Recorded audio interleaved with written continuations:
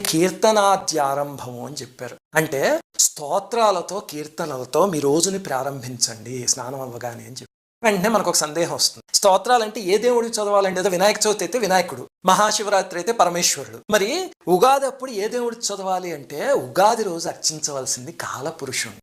సరే, ఇంతకీ ఎలా ఆరాధన చేయాలి? ఆ రోజు పొద్దున్నే మొట్టమొదట వినాయకుడికి పూజ చేసుకోండి, కొత్త సంవత్సరం కాబట్టి. తర్వాత కాలపురుషుడు ఆరాధన చేయడానికి తేలికైన మార్గం పురుష సూక్తం చదవటం. అంటే లేదండి నాకు పురుష సూక్తం రాదు, వేదమంత్రాలు రావు, పర్వాలేదు, విష్ణు సహస్రనామం వచ్చా, అది చదవండి. ఎందుకంటే విష్ణు సహస్రనామం మొత్తం విశ్వమంతా వ్యాపించున్న విరాట్ స్వరూపం గురించి చెప్పారు.